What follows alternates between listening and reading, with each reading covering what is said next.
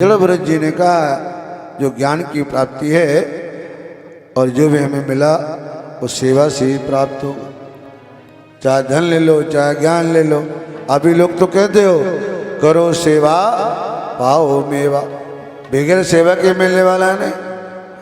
जब तक बहू रहती सास का सम्मान नहीं करी, और जब सास बनने वाली तो कुंडली दिखाती है हमारी बहू सेवा करेगी नहीं करेगी। अरे तुमने तो किया नहीं, तुम्हारी कैसे हो जाएगी? पहले करो तभी तो आएगी सेवा करने वाली। इस तरह है, बड़ा सुंदर उपदेश दिया। भावाटवी का वर्णन किया है, रघुगण के सभी संदेशों को निवृत्त कर दिया।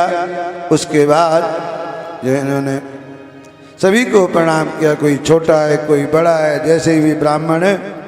नमो महाद्वैस्तु नमः शिशुभ्यो नमो युवाभ्या नमः भटुभ्या ए ब्राह्मण ग्राम वधूतिलिंगा चरन्ति तेभ्या शिवमस्तुराय। रघुगण ने कहा जो छोटे हैं, बालक हैं, वृद्ध हैं, युवा हैं, सभी ब्राह्मणों का मैं सम्मान करता हूँ, प्रणाम करता हूँ। और भरतवंशी राजाओं में महाराज गय के महत्व का वर्णन किया है। जम्बूद्वीप खंड में सुमेरु स्थिति उसका परिणाम बताया, और गंगा अवतरण के लिए भरत जी ने बड़ी जो है भगीरथ जी ने बड़ी तपस्या किया और गंगा जी का महत्व बतलाया है। तो गंगा जी का गंगा गंगेतियो भूरिया योजना नाम सतैरपि। गंगा जी को बोलना, गंगा जी का स्मरण और गंगा जी का स्पर्श, ये भी पाप को नष्ट करने वाला। अब गंगा जी नहीं जा रहे हैं तो कम कम उनका नहाते वक्त स्मरण तो कर लो। या यमुना महारानी तो यमुना जी उसमें आ जाए, इसलिए इनका स्मरण करना ही पवित्र कारक है।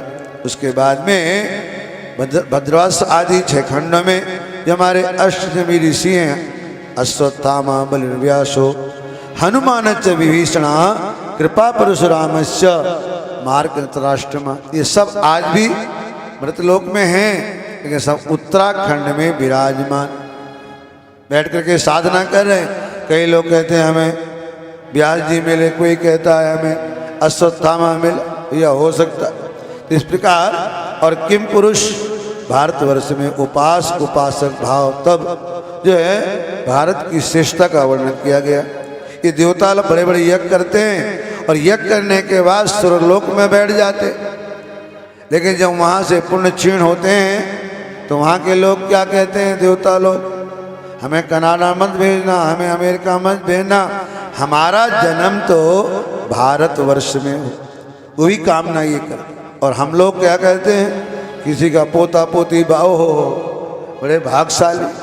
ऐसा नहीं, हमारे भारत देखो, आप सुबह जाओ 4 बजे खड़े हुए होना अटल्ला चुंगी में, अंग्रेज उनके बच्चे सुबह सुबह वृंदावन की परिक्रमा लगाते और मौन होके लगाते हैं। हम लोग तो बातें करेंगे तब लगाएंगे, वो मौन लगा करके हरे कृष्णा बोलते हुए परिक्रमा लगाते। कितने लोग आते, हम लोग पश्चिम की सभ्यता अपना रहे हैं और लोग हमारे भारत की सभ्यता अपना रहे हैं।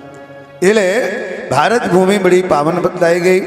नायत्र वैकुंठ सुधा पग, वहाँ के लोग कहते हैं जब हमारा पुण्य समाप्त हो जाए तो हमें भारतवर्ष में जन्म मिले। उसके बाद से 6 द्वीपों में लोकालोक पर्वत का वर्णन किया गया और सूर्य की गति की रथ का वर्णन किया गया है। उसके बाद जो है चर्चा की गई कि नवग्रह किस प्रकार सताते हैं। बोले सूर्य पिता कारक, चंद्रमा माँ कारक, मंगल भाई कारक, बुध ससुराल कारक संतान कारक और बृहस्पति ज्ञान तत्व धन आदि के कारक, सुख संसारिक सुख देने वाले। शनि महाराज उच्च के हैं तो मंत्री बना देते हैं और नीच के हैं तो साधक बना देते हैं। राहु केतु तो जैसे ग्रह के साथ में बैठते हैं वैसा ही फल देते हैं, और कोई ग्रह खराब नहीं है। जैसे आप लोग चौपर खेलते हैं, पत्ता खेलते हैं, लॉटरी का नंबर लगाते हैं, तो लॉटरी के नंबर बताओ कौन सा नंबर खराब है? अरे खाली लग जाना चाहिए दाव। तो उसी प्रकार हमारी कुंडली में वो ग्रह किस स्थिति में बैठा है उसके अनुसार फल देता है। और ज्योतिष के अनुसार मनुष्य की आयु की गणना की गई, बोले 120 वर्ष की आयु की गणना की गई है।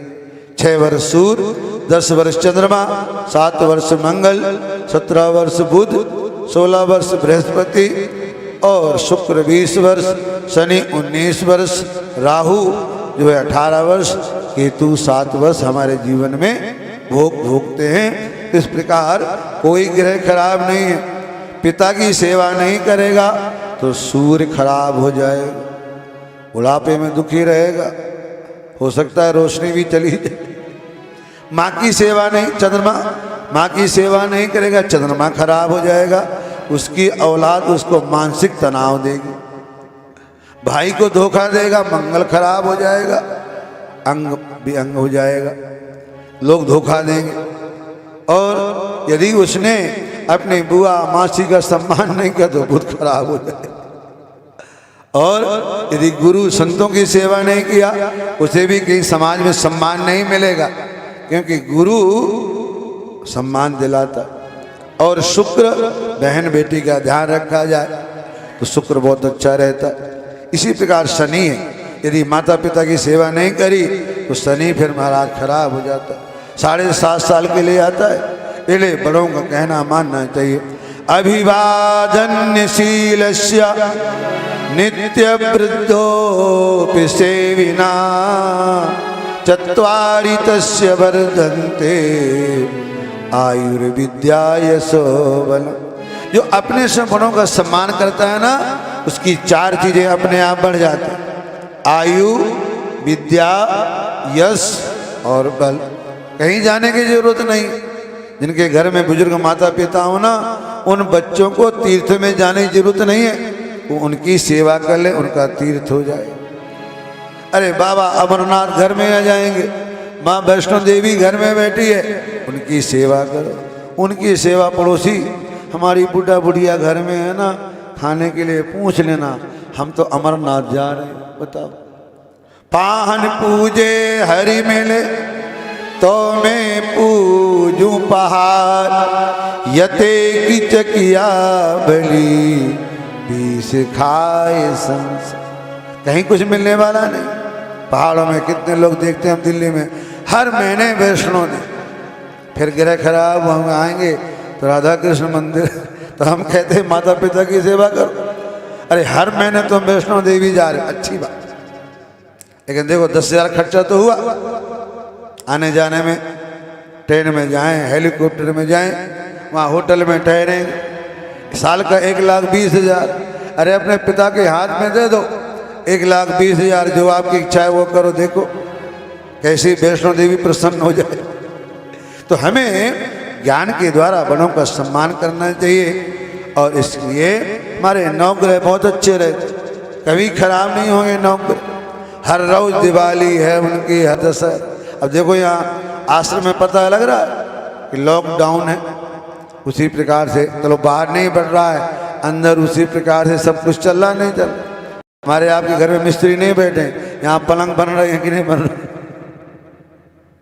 संतों के यहाँ क्या कर।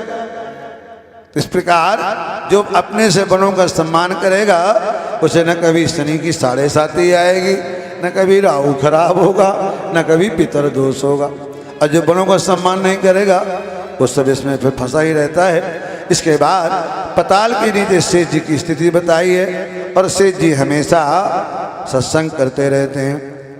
और सुखदेव जी महाराज ने कहा यदि जीवन में गलती हो जाती है ना तो 28 नरक बताएं। वैसे तो बहुत सारे नरक हैं, लेकिन उसमें मुख्य 28 नरक हैं। और वृंदावन धाम में तो जो एक बार आ जाता है उसे नरक रास्ते में नहीं पड़ेंगे, बाईपास से निकल जाए। जहाँ पाप धोने जाते हैं ना, कहाँ जाते हैं पाप धोने, कोई बताए? गंगा जी, यमुना जी। अरे बहुत बड़ा पापी जाता है संगम में। जो गंगा यमुना में काम नहीं चलेगा वो इलाहाबाद के संगम में नहाने जाता है, त्रिवेणी में। और प्रयागराज साल में एक बार यहाँ काला घोड़ा बन के आते हैं, फिर कहते हैं हमारे माँ के बिहारी से इतने पाप इकट्ठे हो गए कि मेरा रंग सफ़ेद घोड़े जे काला हो गया। तो बांके बिहारी कहते हैं जमुना जी की रेत में लेटो, और वो लेटते हैं, सफ़ेद हो जाते हैं, फिर चले जाते हैं इलाहाबाद। तो भाई इतना महत्व वृंदावन कि वो भी जब काले पड़ जाते हैं प्रयागराज तो वे वृंदावन में आते हैं, भगवान के घर में आते हैं। ये भगवान का घर है, इसलिए हमारे आपके रास्ते में नरक नहीं आने वाले, और आते हैं तो बोले भगवान का नाम लो।